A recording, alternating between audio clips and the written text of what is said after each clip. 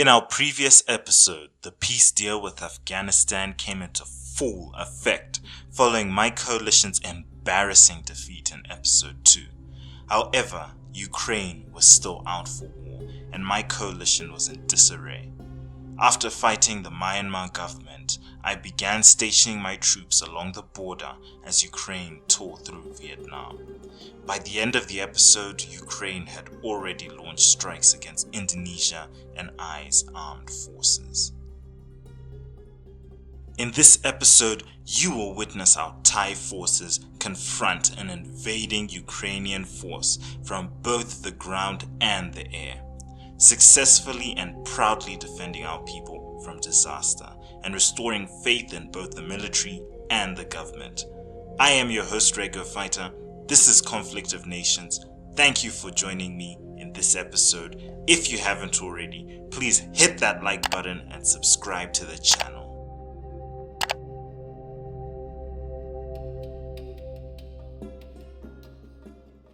Day 30. The Clash of Two Suns.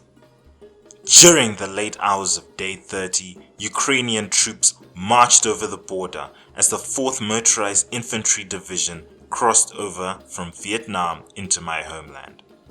Immediately after the incursion began, all emergency systems were triggered. Schools, shopping centers, and all public activities were closed, and all government activities were suspended, with strictly only essential economic and government activities continuing to operate. Without hesitation, I began sending orders to all my military units across the battlefield to respond to this incursion, beginning with airstrikes to weaken the invading hostile force. Meanwhile, restationing troops to better protect my cities from a potential, even stronger offensive. Only hours after the invasion had started, Ukraine secured one of my provinces. Throughout the afternoon, my air force tirelessly attacked Ukraine's divisions.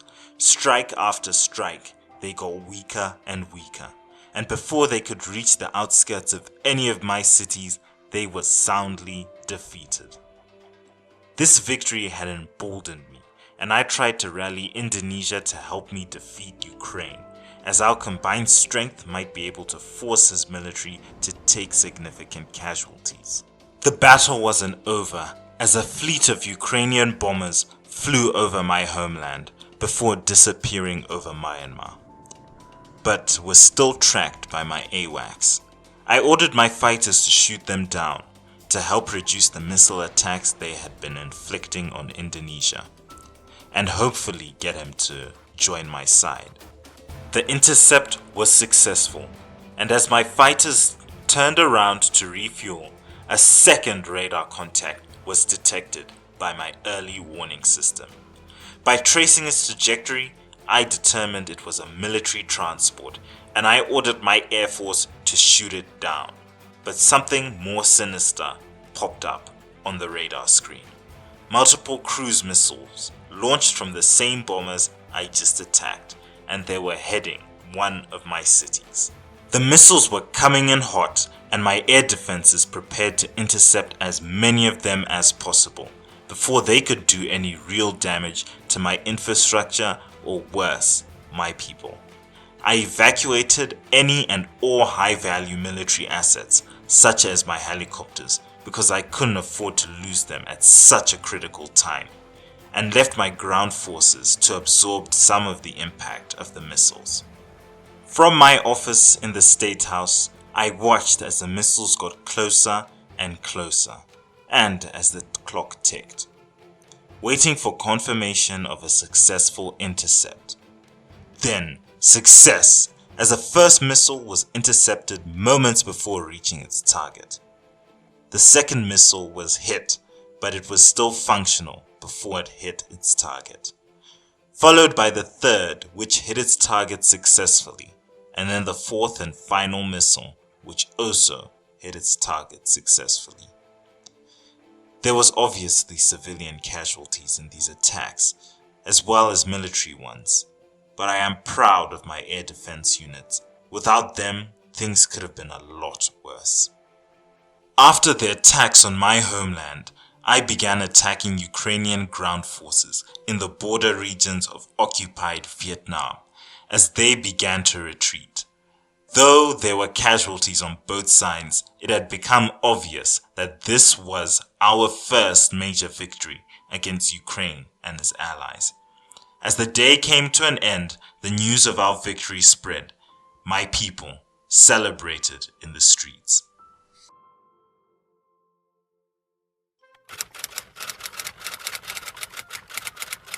Day 31, a short day. Day 31 would prove to be a short day as my forces prepared for another attack. I ordered my frigates to travel up north to create an aerial denial zone in the northeastern regions of Vietnam. My air force rearmed and refueled, and my army headed to capture lost territory. I sent a message to Ukraine's leaders telling him that I had no intention of fighting him and was still open to peace. And by day 32, miraculously, we were both at the negotiating table. The negotiations were pretty brief and the mood was good. I told Indonesia that I couldn't fight Ukraine in a full-fledged war and that I was going to make peace with them. And that Ukraine was also interested in making peace with Indonesia. After some pretty short negotiations and some back and forths with my ally, Ukraine and I signed a peace deal, ending the war between our nations. Peace at last. But as a wise man once said, peace is just a time to prepare for the next war. So though my fighters, strike fighters and attack helicopters were grounded for the time being, my AWACS patrolled the border 24/7. As the dust settled, I began restationing troops along the border of Vietnam as I prepared for another, more focused invasion from Ukraine after he was finished with Vietnam.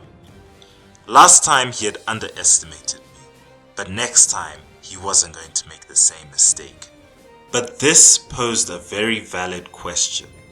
Was my economy going to handle the increased spending? Well guys, I know this was a short episode, but I decided to save the rest for the next episode. If you're still watching, you are a true soldier in this army, and I really appreciate your support.